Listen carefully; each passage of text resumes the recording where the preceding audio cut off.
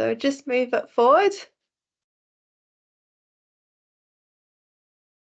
Go. So if I could pass over to Eben, and she will go through the slides. Thank you. Excellent. Thanks very much, Jess. I'm hoping everyone can see my slides. If anyone's having any trouble with seeing the slides, please let us know. Okay, there should be a functional chat section. So if you've got any questions as we go along, please use the chat section, ask questions, and we'll do our best to answer any questions as we move along with the session. We want to try to make it as informative and interactive as possible. So please, do get involved. My name's Eben Ojo. I am from South Yorkshire. I'm one of the cardiovascular disease prevention leads, and I'm here today with Dr. Anna Khatib, who's a consultant pharmacist with Leeds Teaching Hospitals, and is also a fellow of the Royal Pharmaceutical Society and European Society of Cardiology. The idea, obviously, is to highlight lipid optimization, the importance of it, the usefulness of cardiovascular risk assessment calculators, particularly in the primary prevention of cardiovascular disease, some of the recommendations around the medical and non-medical interventions, and then also escalation of treatment, not just for primary prevention, but for secondary prevention as well. But I will be focusing on primary prevention, and then Dr. Anna Khatib will be talking to us about the updates in the secondary prevention sort of recommendations. So just to highlight, the NICE guidelines have been updated. So it was previously CG 181, it's now NG 238, updated last month. And it's gone through a year-long process of update. The initial updates were, first of all, in May 2023, and we were hoping for, the final update to come around about July, but then it was postponed till September and then postponed again until December. So it's taken quite some time to basically come up with what is now NICE's recommendations on how to risk assess and manage patients, in terms of the cardiovascular disease. And then on the right is the national pathway for lipid optimization in the primary and secondary prevention of CVD, which is currently being updated with the new NICE guidance. And we are lucky to have one of the authors of this document speaking here today with us, so hopefully we'll get a snippet as well of what is to come. So lipid optimization, why is it important? It's important because of the priorities within the NHS long-term plan to reduce the number of heart attacks and strokes. And because it's important that we know exactly how to do it effectively. For people who have not had a heart attack or a stroke before, so primary prevention, it's understanding how we can encourage appropriate lifestyle modifications that actually promote healthy heart, that promotes heart health, and it's making sure that patients are equipped with the knowledge and with the tools to be able to make the right choices for themselves. So the idea is to prevent 150,000 heart attacks by 2029. So a first event of either a heart attack, so a small or a big heart attack, STEMI or an NSTEMI, a stable angina TIA, or also peripheral vascular disease. And in terms of the impact that these events have on people's quality of life, it's a very huge impact. Patients who have heart attacks are, very likely to go on to develop heart failure. Similarly, when, people who do have stroke have to live with significant amounts of disability, cognitive and physical disability. So it's important that we are able to reduce the risk of this burden on people by making sure that we promote healthy lifestyles. So one of the biggest recommendations in the new NICE guidance is an emphasis on cardiovascular risk assessment. So I'm hoping we are all aware of QRISK-3, although the clinical systems used in general practice is still very much QRISK-2. There is very much an encouragement to use QRISK-3 just simply because it has a few more indicators in there that are actually predictors of cardiovascular disease. So while the calculators inbuilt in the system might still say QRISK-2, almost every clinical system will have a way to sort of navigate externally to the QRISK-3 website so that you can actually use that to calculate patients' 10-year risk of cardiovascular disease. The QRISK-3 calculator is brilliant because you can use it, in type 2 diabetics as well. It's only validated for use in people between 25 to 84. So obviously you can't use it in people younger than 25 or older than 84. But it's also important that actually, apart from QRISK-3, which is the 10-year calculator, there is also a lifetime risk calculator called the QRISK-3 Lifetime. I think this is one of the most, the most significant recommendations around risk assessment in the new document, because it encourages the use of lifetime risk calculators as well, particularly in your younger patients, where a 10-year risk calculator might underestimate the value of lifestyle modification in reducing their cardiovascular disease risk. So lifestyle modification, what do we want to promote? We want to promote, smoking cessation. We know that quitting smoking actually for the cardiovascular risk of an ex-smoker is identical to the risk of a person who's never smoked after 5 years of quitting. So, it's important that we're able to promote that.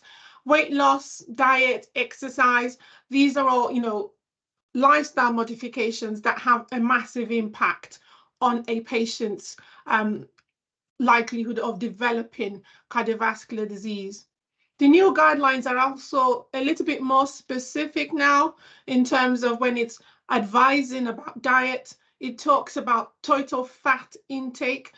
So your total fat intake should be about 30% or less of your total energy requirement, and the amount of saturated fat should be less than 7% of that total fat intake. So it's a little bit more, it's not just, it's not just something as non-specific as eat less fat. Actually, it is a bit more specific, with focus, if you're going to have, fat, more focus on mono and polyunsaturated fats as opposed to saturated fats. So what that means, so things like olive oil and rapeseed oil compared to your sunflower or vegetable oil. So with regards to the new guidelines, it talks about prioritizing lifestyle interventions. It's important that the lifestyle interventions that we recommend or we prescribe or that we encourage are smart. It has to be achievable. It has to be broken down into chunks of actions that can be delivered by the patients. And it's important that we follow up on those actions and on the impact of those actions on the cardiovascular risk. And my focus this afternoon will actually be on how we can use the cardiovascular risk assessment tool to measure and to prioritize some of the lifestyle interventions that we might choose to take with our patients. And the QRISK-3 assessment tool will help to aid some of the discussions that we would want to have when it comes to deciding which lifestyle interventions we want to take. So this is just an example. I've named this patient S8, a 45-year-old woman from Trinidad, so of sort of Black origin. Smokes 10 cigarettes a day. She's got a past medical history of type 2 diabetes and hypertension, currently treated with amlodipine. No other family history of note, but these are her results. And just an example of how using QRISK-3 can actually help to inform some of the discussion that you would want to have with the patient. I'm hoping that you can see this well, although I'm sure I can zoom. I'm hoping that's a bit clearer for people zooming in like that. So if you look at the QRISK calculator for this patient, when you put all of her risk into the calculator, it comes out as a Q risk of 8.5%. it's less than 10 for this particular patient. Actually, it looks like, oh, she's a low risk of cardiovascular disease. But things that you should be mindful of, actually, she's 45 years old. And if you look at this box down here, actually her heart age is 71. That's the sort of thing that actually could very well be a deciding factor in terms of which, whether or not she wants to engage with lifestyle modification in order to amend that heart age number, or actually amend her residual cardiovascular disease risk. So in this sort of patient, looking at using, instead of using the 10-year risk, actually looking at using a lifetime risk. So it's still similar in terms of her 10-year risk. Yes, the 10-year risk is low. As you can see, from 45 to 55, it's low. But if you actually look at her lifetime risk, there is an exponential sort of increase in that lifetime risk. And you can actually look at what the impact of an intervention taken today can have on amending that lifetime risk. In this particular case, what we've just looked at is reducing her cholesterol, and that's reducing her cholesterol. And sorry, just bear with me a second. I believe quitting smoking, and that actually has a massive impact, almost a 10% reduction in her cardiovascular disease risk over her lifetime. So using the risk assessment tool, yes, is absolutely, it's absolutely brilliant in helping to inform those conversations, but it is important that it's not useful in some cases. So in some cases, it might represent that patient's cardiovascular disease risk, because there might be other factors that actually increase their risk. So I have listed some of them there. So people with severe obesity, just simply because the key risk tool is not validated for certain extremes of body weight, HIV treatment, cancer treatment, severe mental illness, and in young type 2 diabetic patients. So these are patients who have lived with their type 2 diabetes for decades. By the time they are 40, the Q risk tool would still underestimate their cardiovascular disease risk. So in those patients, it might still be beneficial to consider these lifestyle measures outside of using the tools. That's just the reason for mentioning that. Now, apart from risk, using the risk assessment tool, we are familiar with statins, and we're familiar with lipid-lowering medicines. And I thought it's important to sort of highlight the recommendations around using statins for primary prevention of cardiovascular disease.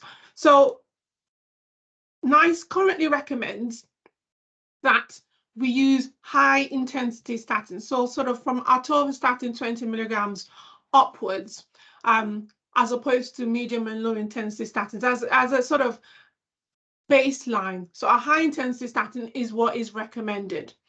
Now, where a patient can't tolerate a high-intensity statin for any reason, it is still recommended that we try a different dose. So we could go down to 10 milligrams of atorvastatin, or even a different intensity statin, because any statin at any dose, we know, actually has some impact on reducing cardiovascular disease risk. And when using statins or other lipid-lowering treatments for primary prevention of cardiovascular disease, we know, that the guidelines recommend that we aim for a 40% reduction. So a 40% reduction in their baseline non-HDL cholesterol. Now, I know historically we sometimes struggle in primary care, particularly when we're not able to achieve if a baseline cholesterol has not been done prior to starting the patient on a statin, or where the patient has historically been on a low or medium intensity statin, and we're actively now trying to swap them over to a high intensity statin. So when we're moving from a low or medium intensity statin to a high intensity statin, what we're looking for at that point is actually we're looking for what additional benefit, what additional reduction in non-HDL cholesterol lowering we would look to see. So for example, a patient on pravastatin 40 that you're switching up to atorvastatin 20, we would be looking for an additional around about 11%. And that's one of the benefits of the current guidance, in that it provides an estimation of how much cholesterol lowering you would expect to see depending on the intensity of the statin. And by doing that, it gives us an idea what, by moving to a high intensity statin, whether or not we'll be able to get that extra, they get to that 40%, more than 40% reduction target that we are looking for. Now, the national pathway is brilliant because it actually has this table behind it that groups the different statins again into the different intensities, so that you're able to estimate properly what additional benefit you will get from moving to a high intensity statin. So I thought it was brilliant to sort of put that there just to highlight what the national pathway. So just as an example, I thought it'd be good to sort of discuss just a patient who never had cardiovascular disease before, but does have some risk factors. They've got paroxysmal AF, and they've also got hypertension, excuse me, and never smoked. But in terms of his risk factors, obviously he has got high blood pressure. Even though he is managed with amlodipine, his blood pressure is still on the high side. It looks at his current cholesterol readings, and that, breaking that down into sort of HDL cholesterol. So obviously for this particular patient, his non-HDL cholesterol is around about 9.75. Sorry, not 9, sorry, it is 3.75. And then working out his cholesterol ratio and putting that in the Q-risk tool. So for this particular patient, his 10-year risk of developing cardiovascular disease is about 33.1%. But actually, if you look again at this box down here, what that really translates to is, yes, in 10 years, observing 100 people just like you, 33 may develop a heart attack or a stroke. But actually, if you compare that to 100 people who are healthy, so without those additional risk factors, we will observe just around about 14 of those having a heart attack. So there is a residual risk. And that residual risk basically means that because of his risk factors, he's 2.4 times more likely than a healthy person to develop a heart attack or a stroke. And that's what that box at the bottom actually translates to when we're communicating that. And one of the things that I think is useful when you're using the Q-risk tool is you can then look at, okay, well, if we focus on reducing your systolic blood pressure, what impact will that have on your cardiovascular disease risk? So in this case, by reducing the systolic blood pressure, we will reduce his risk from 33 to 27, which for that patient actually could be quite significant. And again, we're reducing that heart age from 81 to 78 and reducing his residual risk. Similarly, if we said, okay, well, let's leave your blood pressure, let's focus on your weight. If we were to reduce your weight in the next 3 months by 5 kilos, what will that do? Actually, now we can see that doesn't really have an impact on his 10-year risk or on his heart age. But actually, we know that by reducing his weight, we're likely to reduce his cholesterol as well. So actually, if we were to look at a change in his cholesterol levels, as you can see, that actually is what has the biggest impact on his heart disease risk. And that reduces the risk from 33 to about 26. But more importantly, his heart age to about 77. So when you are communicating or when you're trying to agree and have a shared decision-making conversation with a patient as to which lifestyle modification you want to focus on within this review, within the context of that particular review, I feel like using the Q-risk actually would be a fantastic tool. And I think it's great that it's well highlighted in the current NICE guidance to use that. So just as an example, actually, in this particular case, for this particular patient, if you actually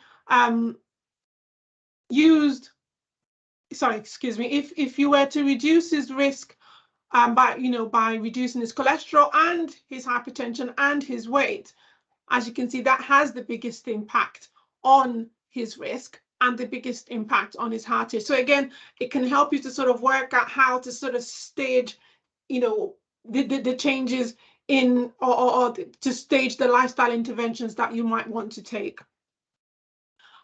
Just looking at the questions, I know that there were some questions sort of coming through while I was talking.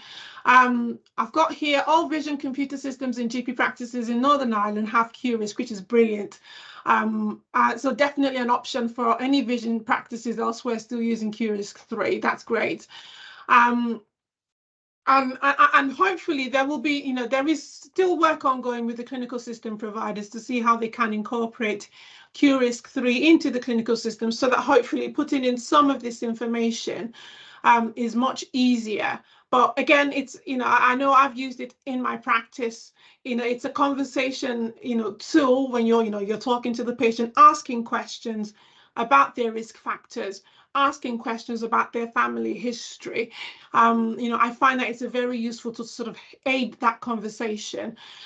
So hopefully, I'm hoping that this highlights the utility of it. And I'm going to hand it over now to Dr. Khatib, because he's got quite a few pertinent updates on secondary prevention, because that I'm sure everyone is sort of itching to sort of hear. So I'll pass it over to you now, Rani. Thanks, Erin. Thank you for brilliant coverage of that. I'm just going to share my screen. There we go. This presentation. It's coming.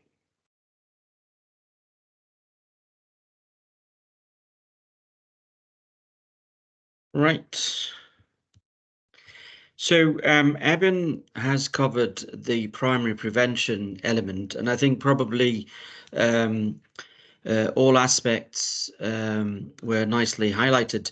I'd say that the big message generally of primary prevention is that having more discussions with the patients about the risk optimization and the nice emphasis on the less than 10% risk patients should also have the opportunity to think about how they would like to tackle that risk that they might have.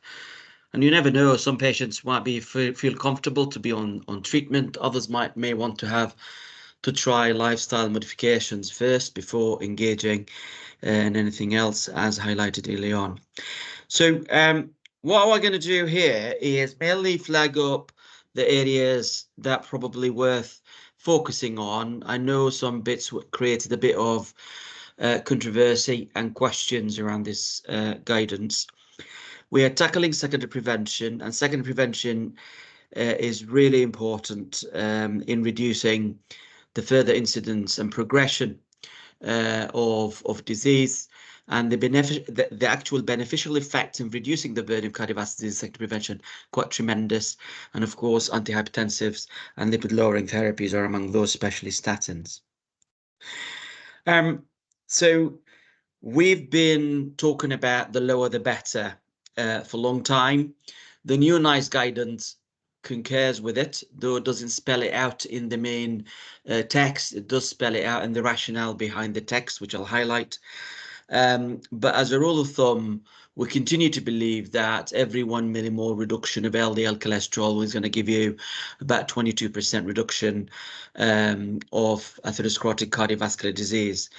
And for that reason, nationally, internationally, we keep talking about the lower the better.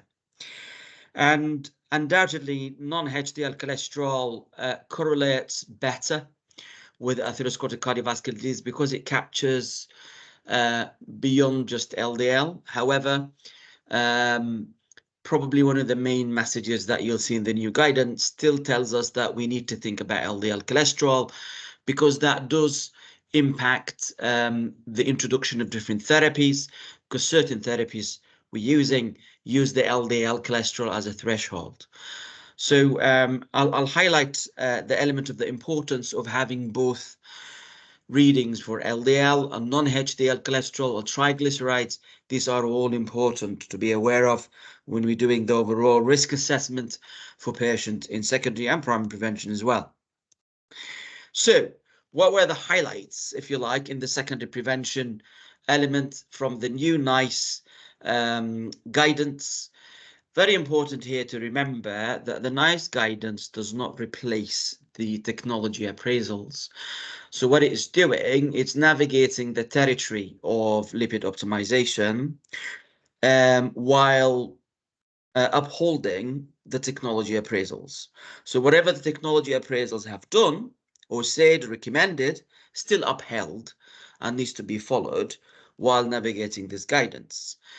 For that reason, the national lipid pathway has been updated, because one of the reasons that we put this national lipid pathway was because it meant to bring together all the different NICE guidelines and technology appraisals in one document.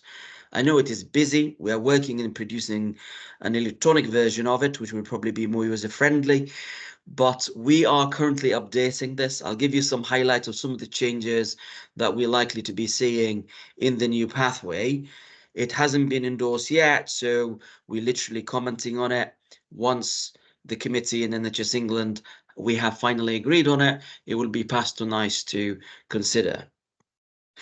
And of course, there were some changes both in the front and the back, and I'll be highlighted some of those. I mean, some things that Eben has referred to already, like the Q-risk, calculated Q-risk lifetime has been highlighted. It's interesting, there's also emphasis about what to do with statins used in pregnancy, something that wasn't highlighted enough before.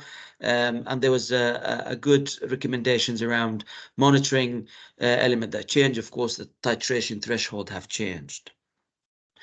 So the first highlight is new targets. So for secondary prevention of cardiovascular disease, NICE recommends in its guideline that we should aim for an LDL cholesterol of 2 or less, a non-HDL cholesterol of 2.6 or less. Now, it's really important to put this in context, because without reading the rationale behind how NICE came to this target, you might think that there is a contradiction with the ESC guidelines, with the JBS3 guidelines, and other guidelines that we are aware of that seems to promote the lower the better concept. But if you read the rationale for NICE, it actually doesn't disagree with that.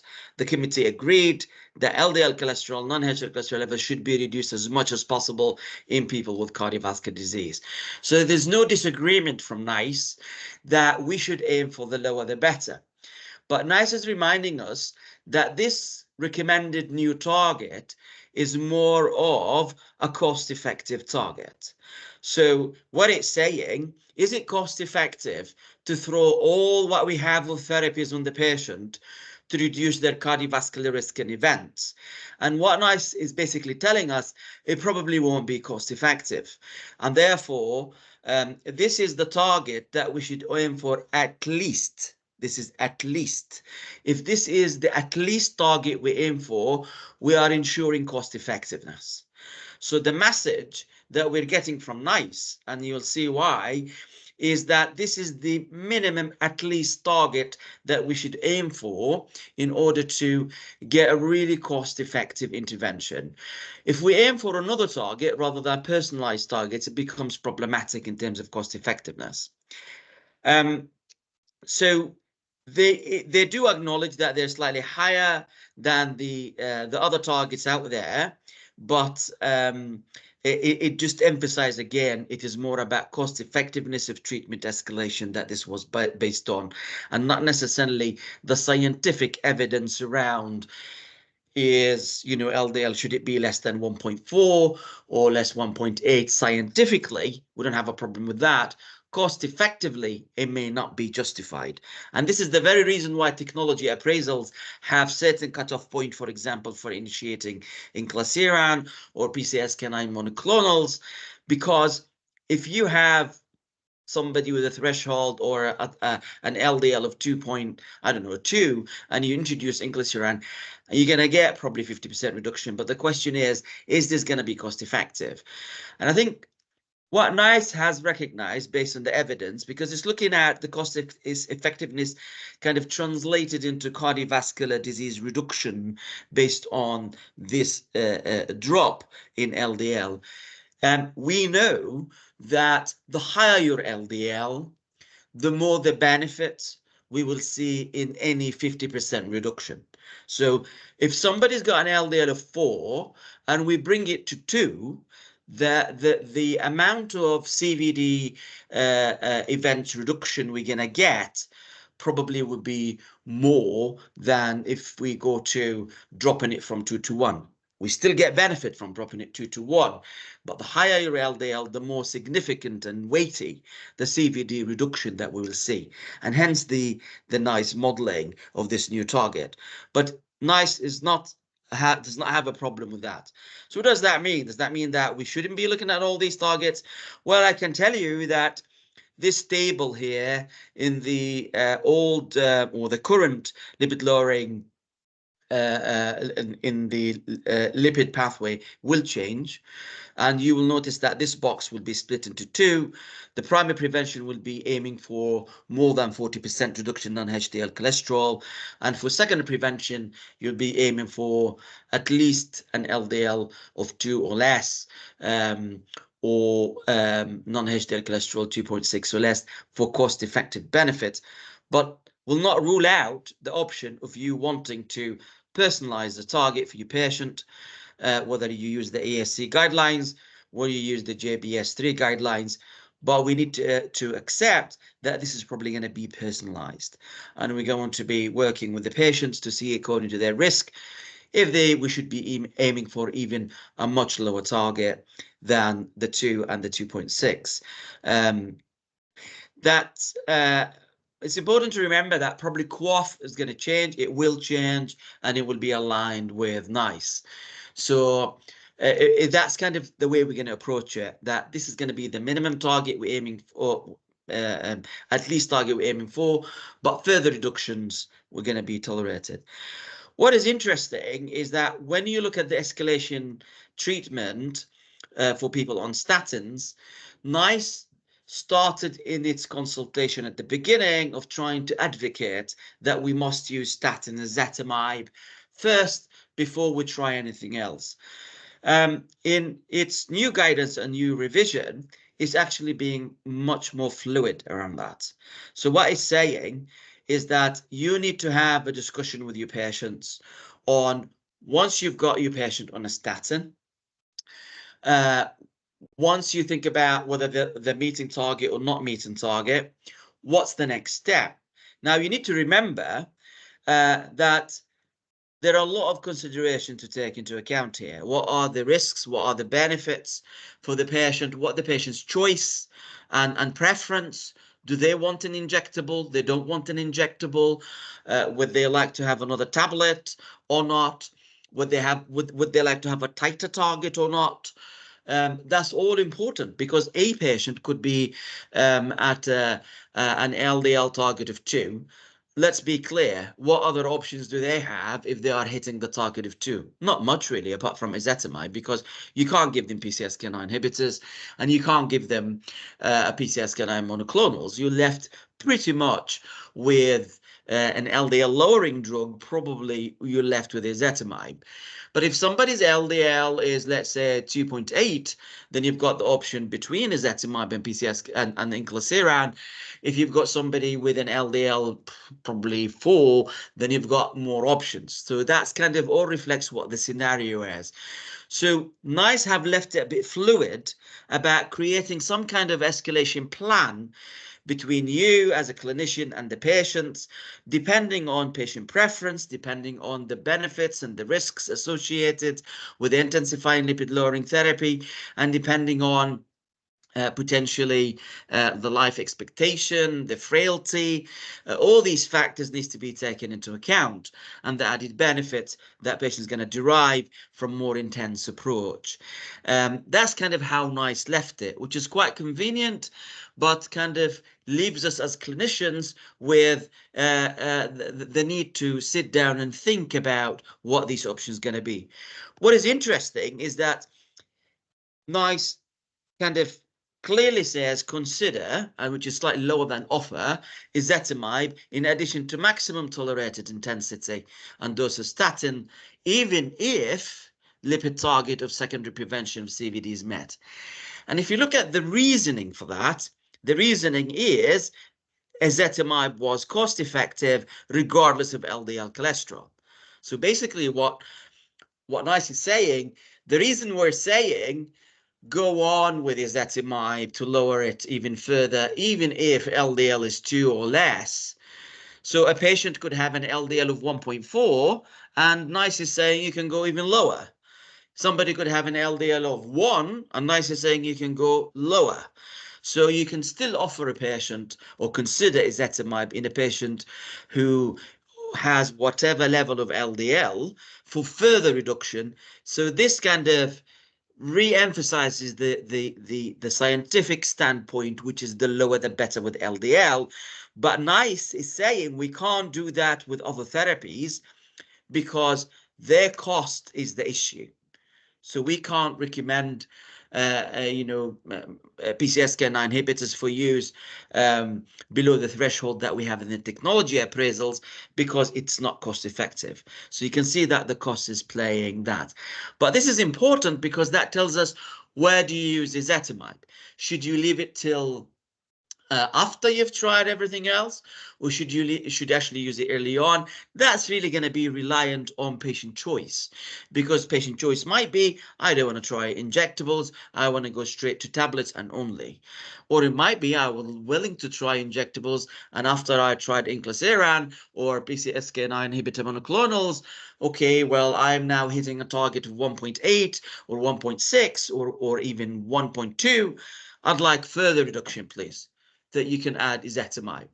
So that's kind of the discussion that we're having when we're thinking about lowering LDL.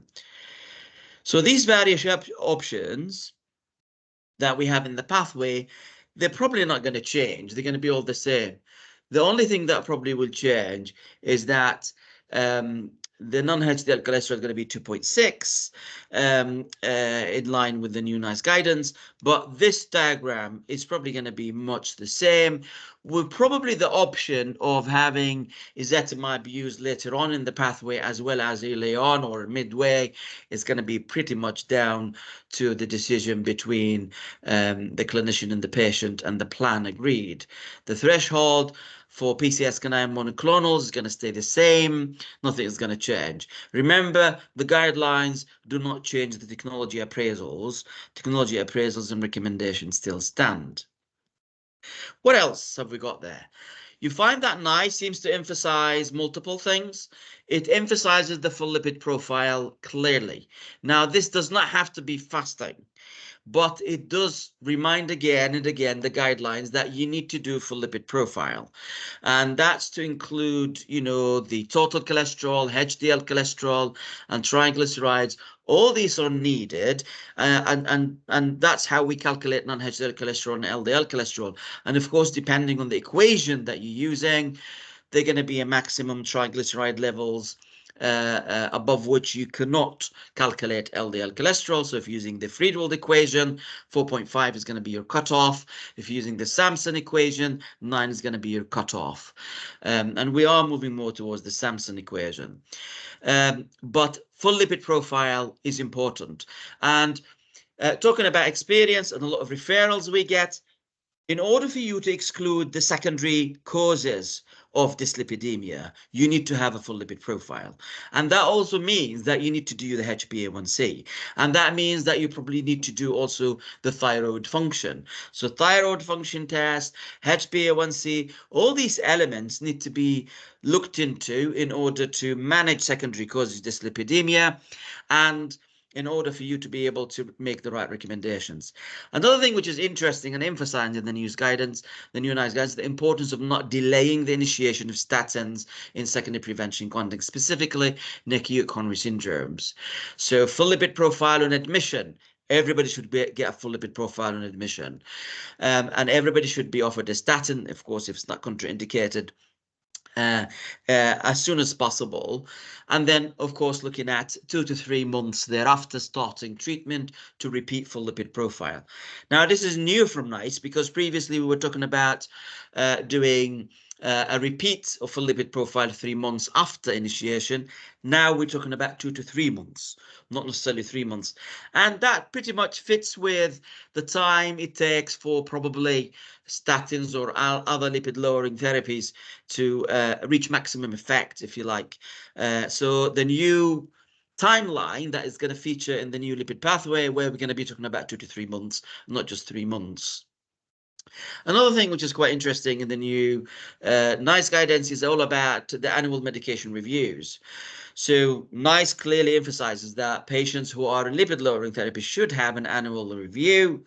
And in this annual review, you need to discuss the full lipid profile. Previously, we used to say consider annual full lipid profile. Now NICE says offer annual lipid review and offer full lipid profile. So every patient should have a full lipid profile, and that's quite important for secondary prevention because you want to ensure adherence and you want to ensure that patients are maintaining good control of their LDL lowering and non-HDL lowering overall. And in nice details about what to do in these annual medication reviews. Adherence quite featuring a lot. And the emphasis on dietary and lifestyle changes and considering other CVD risk factors quite featuring a lot in this new guidance. Monitoring. So these are some of the probably changes you're going to be seeing in the new lipid pathway.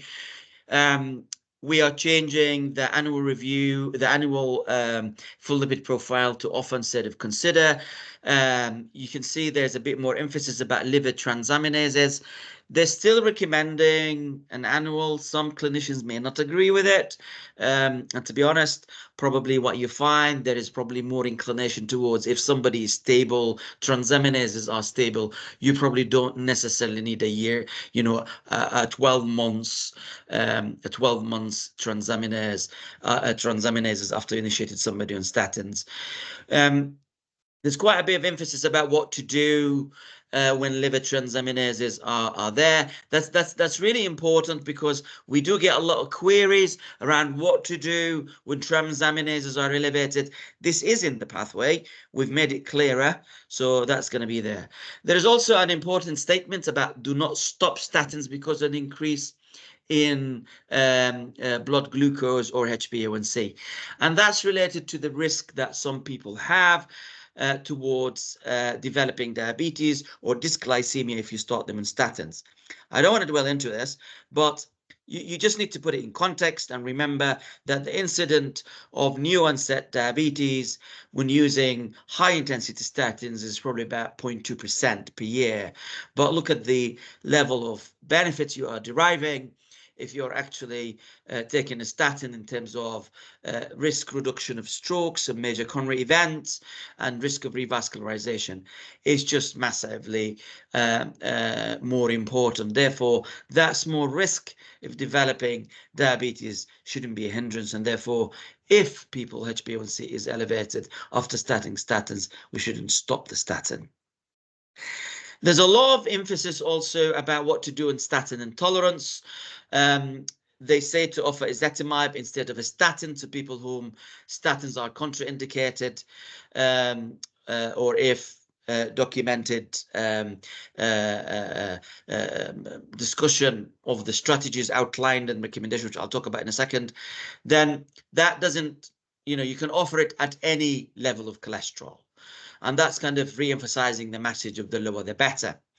And if the ezetimibe is not doing enough, then you probably want to think about how can you intensify therapy to lower it more. Now, what are these recommendations related to statin tolerance pathway, which we currently also will be updating, but they're talking about strategies that we know about: de-challenging, re-challenging, changing to a different statin, reducing the dose statin, changing to lower intensity statin, and if the person is not able to tolerate a high intensity statin, then you kind of tolerate with a maximum tolerated intensity and do a statin. But the general rule that is emphasized that any statin is better than nothing. The pathway we're going to be updating. So this is kind of the highlights, if you like, from this, guys. So in conclusion, we continue to say that lowering non-HDL cholesterol LDL are associated with less cardiovascular events. Check full lipid profile. Work to bring to at least LDL and non-HDL cholesterol, LDL of 2, non-HDL of 2.6. Combination therapy is probably going to work better.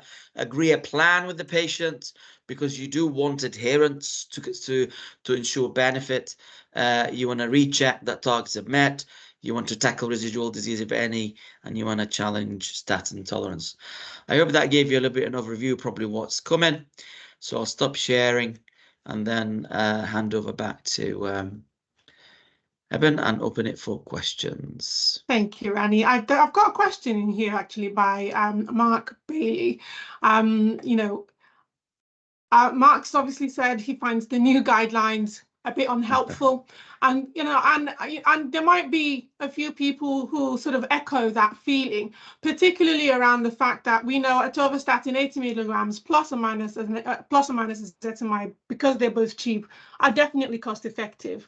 But the idea of using some of these other medicines obviously then changes the conversation around the cost effective. But actually, why can't we actually focus on using these drugs to drive and push the LDL to less than 1.4? And I mean, the idea is not, answering to that question. I feel like what the guidelines do is provides us the flexibility to do that, but then in situations where, where a statin alone cannot bring the LDL cholesterol to less than 2 or the non-HDL cholesterol to less than 2.6. It's evaluating what additional cholesterol lowering you will get depending on the choice that you make. If someone's coming from an LDL cholesterol or a non-HDL cholesterol of 4.5, despite already being on a high intensity statin like your atorvastatin 80 milligrams, adding ezetimibe to that will probably not get you down to a non-HDL cholesterol of 2.6. So it's about having that flexibility of choice. But I'll let you answer to that, Rani, because I'm sure you have more to say about that. Thanks. So I understand your frustration, Mark. I think if you look at it pragmatically, what NICE has said is 2 or less that find it to be the cost-effective target. But to be honest with you, let's just be pragmatic about it. What does it mean in terms of the introduction of therapies of what we have at our disposal? So remember that they don't seem to have any threshold for introducing statins and ezetimibe. So pretty much you can introduce a statin, increase the dose, decrease the dose whenever you want. You can introduce ezetimibe whenever you want. So the presence and absence of that target doesn't make a difference. They have not changed their position on the use of inclisiran cutoff and on the use of PCSK9 monoclonals. These are the ones that probably, if we miss out on those thresholds that they are in technology appraisals, that we can't use them. They haven't said anything different about the pembidoic acid in the TA. It's pretty much the same. So if you think about it, if anything, they've given us a bit of just think about where you're going, and they kind of given us that, well, inclisiran remains to be cost effective only if LDL is 2.6 and above, and PCSK9 monoclonals remain cost effective only if LDL is 3.5 or 4 and above. And therefore, the only thing you've got to play with is just your ezetimibe, basically. So the problem is that if we put everybody on a statin and ezetimibe, that may be something that makes us achieve a target. But as you know, and many of your vascular patients that we see, if their LDL is 2 and they're already on a statin and ezetimibe, there's not much we can do with them. There's not much we can do with them, and we're a little bit stuck. Apart from start thinking about deprescribing and reintroducing, we're going to have a bit of a struggle with it. So I think what will transpire is that all this kind of discussion about the cost effectiveness of this target, it becomes a little bit academic, to be honest with you, because eventually NICE is saying or less, and it's not preventing us from having a personalized target. So while patients coming out from our cardiovascular after an ACS, we're telling them that we are aiming for an LDL of less than 1.8, and patients coming from coming out of your vascular team is saying we're aiming for an LDL of less than 1.4. I don't think that is going to contradict anything. If anything, what we're finding is probably we just need to plan it right from the beginning and say, okay, what we've got at our disposal here, what is the personalized target? Okay, I appreciate the 2 is the cost-effective target, but okay, well, you're saying I introduce ezetimibe at any target, at any level, and are you still sticking to the cutoff of 2.6 and 3.5 and 4 for the other drugs? So pragmatically, in a way, it's just like, okay, but when you're trying to implement it, it seems to me that we're just given the freedom to do what we want, to be honest with you. I know it probably, if I were to write it differently, it'd probably be differently, but hopefully let's kind of preach it this way and make it help us such. Thank you. I've also got a question from Kathy about dietary advice leaflets. So what dietary advice leaflets do you recommend to explain reducing fat content? Heart UK do some really great dietary leaflets.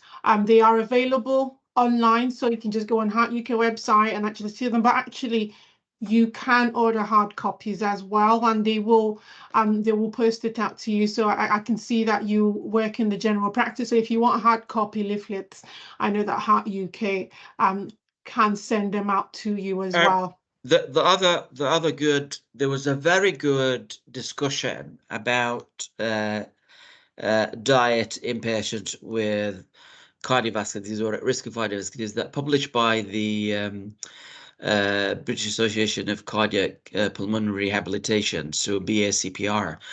They've had a statement that is quite up to date, put by the dietitians. I actually invited them once to give a talk. We might want to think about that, Eben.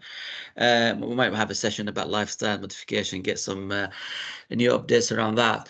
So they've published a really good guidance as well, scientific guidance around it, because I know that this area kind of shifts and changes.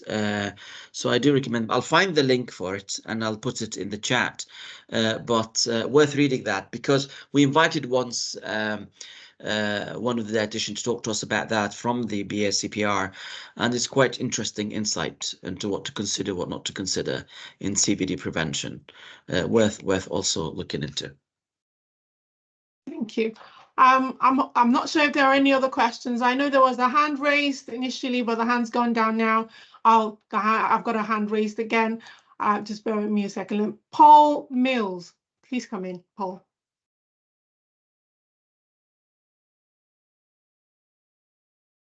We've got two up. We've got Paul and we've got Anthony as well.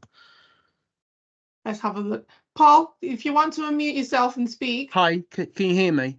Yes. Yes, we can hear you now. Yeah, often I work in cardiac rehabilitation, and sometimes after we're halfway through the cardiac rehabilitation sessions, patients are telling us they're not taking their medication, they're missing doses.